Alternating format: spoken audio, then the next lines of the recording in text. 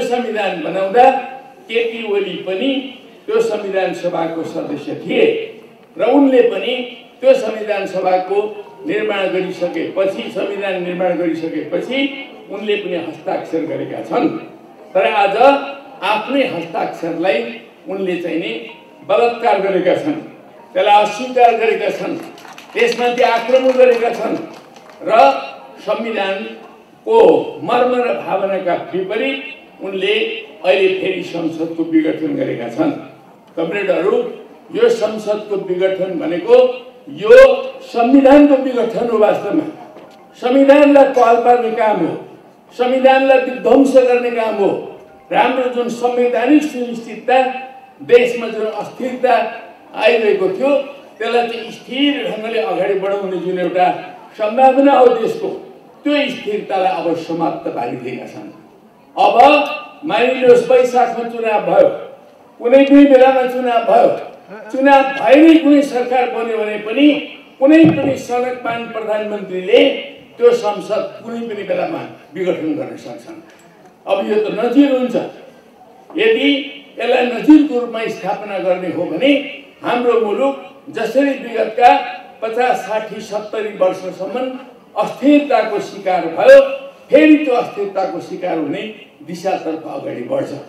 त्यसै कारणले संविधानमाथि भएको यो जुन ढङ्गको चाहिँ आक्रमण हो, यो आक्रमण भनेको प्रतिगामी आक्रमण हो। जुन दल ऐन छ त्यो दल ऐनलाई तपाईहरुले पढ्नुभयो भने दल ऐनको धारा 33 ले के भन्छ भन्दाखेरि कुनै पनि दुईटा पार्टीहरू मिलेर एउटा एकीकृत पार्टी निर्माण भएको छ भने त्यो एकीकृत पार्टीलाई 5 वर्षसम्म कसैले पनि फोड्न सक्दैन, फुटाउन मिल्दैन।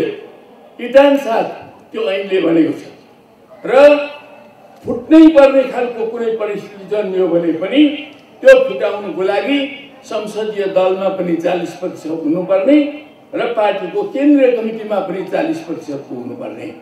यो 40% पुगेन भने फोड्न पाइँदैन, पार्टी फुट्न सक्दैन। अहिलेको अवस्थामा एकातिर संसद त केपी ओलीले खाइ नै हाले, अब त्यस पछाडि हामीसँग रहेको जुन पार्टी छ त्यो पार्टीमा 40% नभइकन पार्टीलाई फोड्न सकिँदैन। त्यसैले उनीसँग अहिले कति प्रतिशत रह्यो त भन्दा 30% पनि बाँकी छैन। हामीले 441 अथवा पछि थपिएका गरेर 445 जनाको केन्द्रीय कमिटी हामीसँग थियो। त्यो केन्द्रीय कमिटी मध्ये 315 जना भेला भएर हामीले चाहिँ केन्द्रीय कमिटीको तेस्रो बकाइदा औपचारिक बैठक गरेका छौँ, वैधानिक बैठक गरेका छौँ। त्यो मात्र बैठक हो र त्यो बैठकले नेतृत्व गर्ने पार्टी मात्रै वास्तवमा नेपाल कम्युनिस्ट पार्टी नेकपा हो।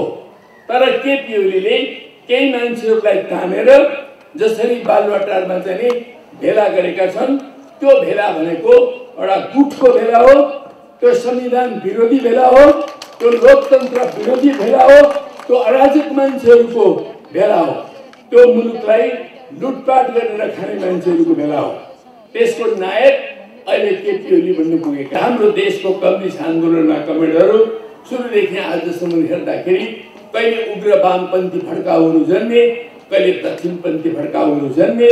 आज केपी ओलीले वाहन गरिरहेको भड्काउ भनेको दक्षिणपन्थी भड्काउ हो। उनले 3 वर्ष हाम्रो देशमा शासन गरे। यो 3 वर्षको शासनमा के देख्यौं? जुन दिन हामीले विश्वास गरेर केपी ओलीलाई अध्यक्ष बनायौं र हामीले प्रधानमन्त्री बनायौं, त्यो प्रधानमन्त्री बनेको डे 1 देखि उनले पार्टीलाई बिट्रे गरे। पार्टीले त भर्याङ जस्तो ठाने।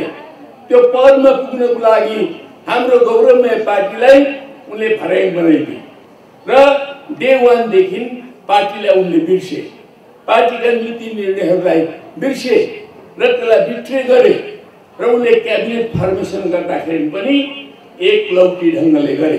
हिजो बरु राजा महेन्द्र एउटा सामन्ती राजाले, निरङ्कुश राजाले हाम्रो देशमा थुप्रै उद्योग धन्दाहरू राजकीय क्षेत्रमा निर्माण गरे।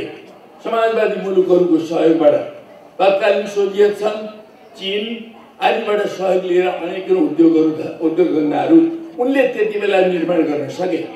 तर हाम्रो गौरवशाली पार्टीको अध्यक्ष भएका मानिस प्रधानमन्त्री भएपछि राजकीय क्षेत्रलाई अगाडि बढाउने कुराहरूमा एउटा पनि पहल कदमी हुन सकेन।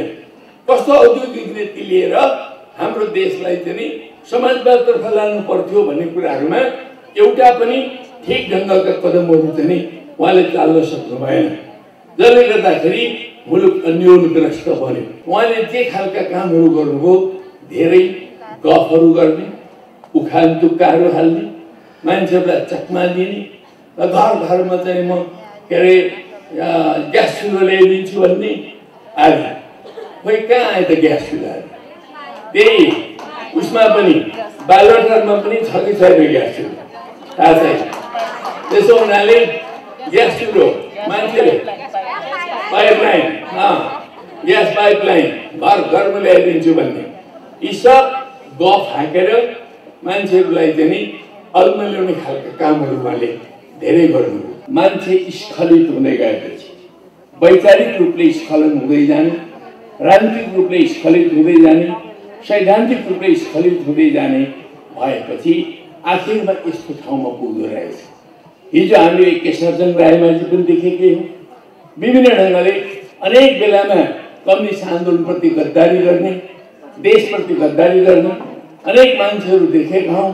अहिले केपी ओलीबाट जुन ढङ्गले संविधानका विरुद्ध कलम चाल्ने कुराहरू भयो, लोकतन्त्रका विरुद्ध कलम चाल्ने कुरा भयो, यो एउटा अत्यन्त दुःखद निन्दनीय काम भएको छ। कम्युनिस्ट आन्दोलन लज्जित छ हेर्नुहोस्, यो अर्थमा कम्युनिस्ट आन्दोलनलाई नै लज्जित बनाउने काम अहिले केपी ओलीबाट भएको छ। उनी सबभन्दा कम्युनिस्ट आन्दोलनका कलङ्कित व्यक्तित्वको रूपमा अगाडि आएका छन्। अहिले सङ्घर्षमा जानुको अब हामीसँग पनि विकल्प छैन। हामी कोर्टले के गर्छ त्यो पर्खेर बस्न पनि सक्छौँ नि, तर कोर्टले गर्ने कुराहरू के हो भनेर पर्खिरहने अवस्था हामीलाई भएन। किनभने यो संविधानमाथिको अत्यन्त ठुलो आक्रमण, संविधानमाथिको आक्रमण लोकतन्त्रमाथिको आक्रमण हो र हाम्रो जीवनमाथिको आक्रमण हो, नेपाली जनताले प्राप्त गरेका हक र अधिकारमाथिको आक्रमण हो।